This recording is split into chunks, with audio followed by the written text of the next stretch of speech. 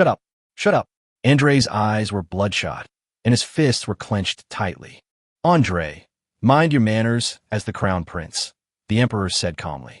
But I think Perseus makes a lot of sense. Isn't that the truth? Even if you want to refute it, you should present the facts and evidence, instead of jumping up and down and yelling like a country bumpkin. Yes, your majesty. Andrei slowly lowered his head. Since your highness is unwilling to listen, then I will not say any more, Perseus said. I admit that under normal circumstances, I would not have been able to win over Ivica so easily. But the Ivica now, although she looks no different from usual, is exceptionally fragile and helpless. This is the main reason why I was able to succeed. Andrei's body trembled violently, and he silently lowered his head even further. You shouldn't blame her. She's not a goddess, just a weak and pitiful ordinary girl who has no control over her own destiny. Blame me instead, Perseus sighed. I'm sorry, Andrei murmured. It wasn't about Perseus. Your Majesty, your Highness, please forgive me for taking my leave now. Ivica asked me to return home as soon as possible. Perseus scratched his head. Then why don't you hurry back? As a man, how can you keep your beauty waiting? The emperor smiled and waved his hand. Yes. Perseus left the room expressionlessly and silently. Chapter 103 Farewell and Aftermath. As soon as Perseus left, Andrei seemed to lose all strength instantly, collapsing onto the ground with a thud, clutching his hair tightly with both hands, his swollen and bloodshot eyes filled with tears. The emperor sighed softly, rose from his seat, walked to Andrei, and knelt down. He had to restrain Andrei's hands, otherwise Andrei would tear his hair out alive. Child, don't be like this. This isn't your fault. Don't punish yourself for someone else's mistake. The emperor's expression was solemn, but his tone was gentle. No, it's all my fault. It's all my fault. Andrei's expression was twisted, tears streaming down his face. It's all my fault for being so cowardly back then, only thinking of myself, which led her to this state. It's all my fault. Andrei burst into tears like a child. The emperor held Andrei in his arms, silently comforting him like a father. Father, Andrei was overwhelmed with emotion, feeling both pain and shame, and was in unbearable agony. In any case, the matter is already settled, and we can't change it. No matter how sad or upset we are, it won't help. You should learn to let go of yourself, and let her go as well, the emperor said calmly. I know you're right. If I do what you say, I won't have to suffer anymore, but I just can't do it. Because it's difficult, it's not your fault. Everyone finds it hard to make such a choice, but sometimes, no matter how difficult it is, we have to make the choice. It has nothing to do with wisdom or foolishness, nor with courage. All you need to do is wait patiently. Once you get through this, you will naturally feel a sense of boundless freedom.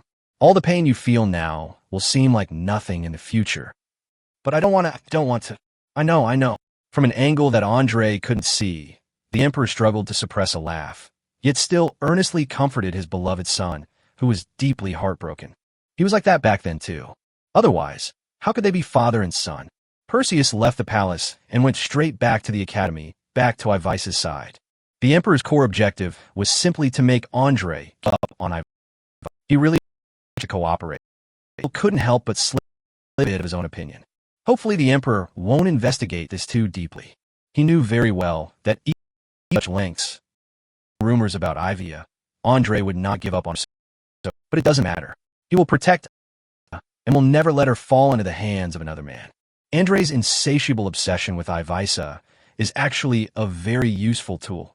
If used properly, it can even be a headache for the emperor. Of course, delusion is just illusion.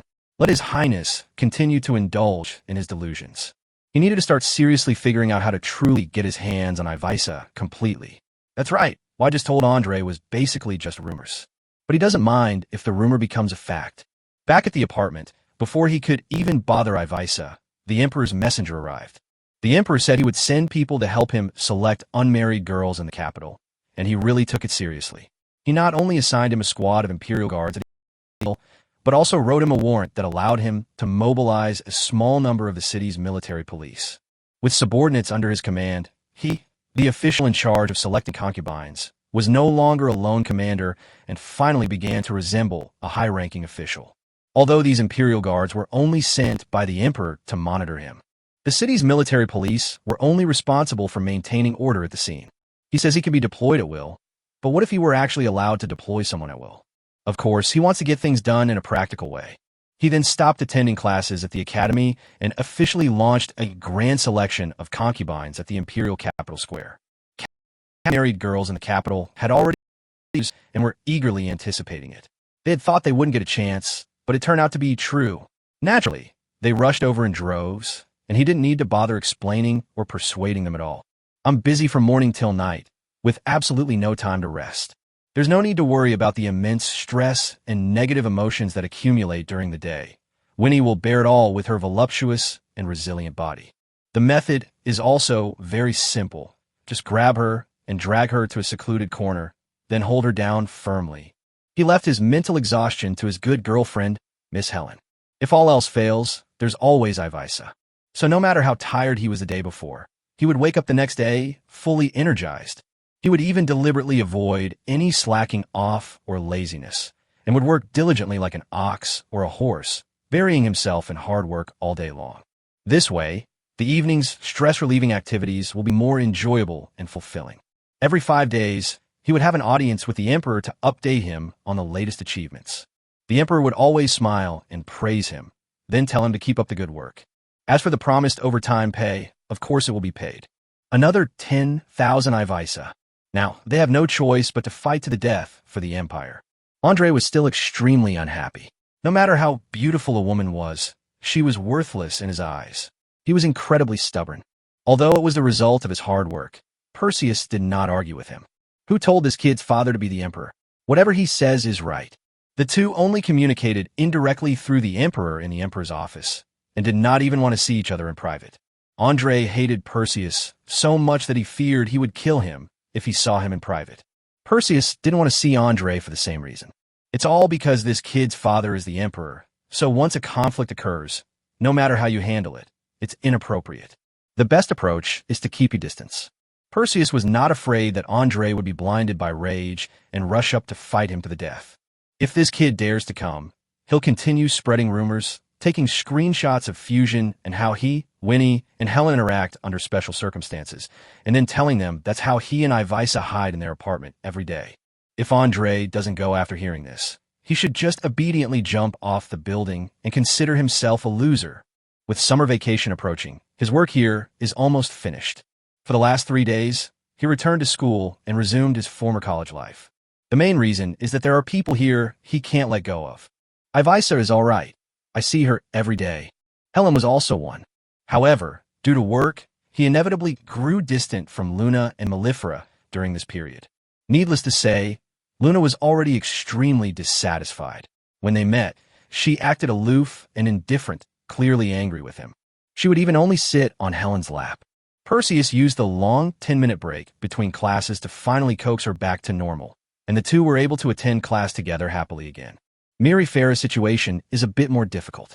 In fact, if distancing himself from Luna was something Perseus had no choice but to do, then distancing himself from Mellifera was his own choice.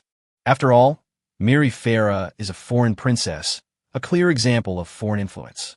His responsibility was to select a bride for the crown prince of the country. From both a moral and logical standpoint, one should certainly avoid any appearance of impropriety. Whether Mellifera can understand him remains to be seen. Let's have some fun. Your Highness Mellifera, may I accompany you for a walk? After the second class ended, Perseus immediately approached Mellifera and politely extended an invitation. What flowers have bloomed this time? Mellifera asked, listlessly. What need is there for flowers, Your Highness? You, darling, should I take Luna out for a walk? Helen asked earnestly. Well, Perseus fell silent and obediently returned to his original seat. He really shouldn't have been so eager for quick success. He almost made a major mistake in his relationship. His goal, in any case, was to restore his relationship with Mellifera to the state it was in the garden that day before he left the capital. There's still 3 days left, so it should still be possible to operate, right? Jerome, help me. Not daring to delay, Perseus approached Jerome immediately after the next class. Jerome looked very excited. Perseus, this is the first time you've ever contacted me. Your Highness Jerome, may we go to the rooftop to talk? Perseus asked with a smile. Certainly. What a gentleman. Jerome and Lovia are in the same class, and that woman is sitting in her seat right now. Perseus glanced casually into the classroom, and their eyes met. Perseus smiled. Lovia's face turned ugly, and she resolutely looked away. I almost forgot about this heavyweight contender. Before returning to his hometown, he wanted to have another heart-to-heart talk with her. After all, who knows when we'll meet again? Chapter 104, Declaration of Autonomy. It's been a while since I've seen you. You seem to be very busy lately. Perseus and Jerome stood by the railing, looking down at the campus and pedestrians below. Jerome looked at him with a bright smile and said. Perseus nodded. It was busy, but it's all done now. Next, I'll continue attending school on campus and then wait for summer vacation. Summer vacation, Jerome sighed. Another year has passed in the blink of an eye. It seems like more things have happened in the last few months than in the previous 3 years combined. Thinking about it now, I still can't believe it. It's just an illusion. People tend to be particularly attached to the past, but life can never be turned back. So no matter how complicated your feelings are, you should adjust your mindset in time, look forward, and try to live your life well from now on, Perseus said. You're right, Jerome said with a complicated expression. I might need to adjust my mindset. Perseus smiled, but remained silent. What did Andre say? Jerome asked after a moment of silence. Did he find a crown princess who would satisfy him? Not yet. TSK. Does that mean he'll continue to harass Ivisa? Jerome's face darkened. He'd better not make any rash moves, or I'll make sure he never forgets this lesson. You don't need to worry about that. Although His Highness the Crown Prince has declared to me more than once that he will never give up on Ivisa, he has not done anything improper so far. That's why that guy's head is still on his neck. Perseus clicked his tongue in amazement. This prince was far too outspoken. In fact, given Jerome's status, he should have been extremely careful to avoid mentioning the matter of choosing a bride, so as not to cause any unnecessary trouble. But this only applies to the average person. Jerome was a straightforward man, to the point of being a bit dim-witted, so he not only didn't shy away for talking about this matter, but even dared to threaten Crown Prince Andre to his face in front of others. You must understand, this is imperial territory. Moreover, they were in the capital, the core area completely covered by the emperor's will. They might even be able to smell a dog farting there. Even though Jerome is treated as a VIP by the empire, he still made such offensive remarks. Even if the empire can't kill him outright, it would be easy for them to make him suffer. But Jeremy wasn't afraid. Of course, if he were afraid, he wouldn't be Jerome. Unfortunately, Perseus felt a chill run down his spine after hearing this and couldn't take it anymore. In order to avoid hearing anything more provocative or dangerous, he had no choice but to force himself to get to the point. Your Highness Jerome, what are your plans for the summer vacation? Your Highness Mellifera? Perseus asked. Of course we'll be going back to China for summer vacation. What we'll do after we get back is still uncertain. In previous years, I spent my summer vacation learning from ministers how to handle government affairs and visiting various parts of the country to personally understand the real situation of the people. This year should be no different. That's good, Perseus smiled. And Princess Mellifera? My sister will probably stay by Mother's side all the time. Mother is very strict with her and rarely allows her to leave the palace. Even when she does, it's only to stay with her. My sister can only pass the time by reading all year round. She doesn't have many friends and is always very bored. Jerome thought for a moment, his smile bitter. Actually, her decision to study in the Empire was made on short notice. She was originally invited to attend Andre's selection ball, but she suddenly wanted to stay. So I reported this to my mother. She was very unwilling, but she was far away in the palace and couldn't interfere. She had no choice but to reluctantly agree. I estimate that my sister and I will be scolded when we return home. Princess Mellifera seems quite pitiful, Perseus said softly. Jerome stiffened and gave Perseus a deep look. I think so too. It's amazing you noticed. I'm ashamed to say that this is not a matter I'm qualified to discuss. What are you saying? You're friends with my sister and me, so you're the most qualified to talk about this. It just so happens that I've wanted to confide in someone about this for a long time. Jerome seemed lost in some memories, sighing wistfully. Our mother was a very gentle mother. Father was busy with state affairs and had no time to take care of us. She took full responsibility for taking care of us, not only protecting our physical health, but also paying attention to our thoughts. But after my father passed away, her personality changed drastically. She became extremely harsh and strict with us. She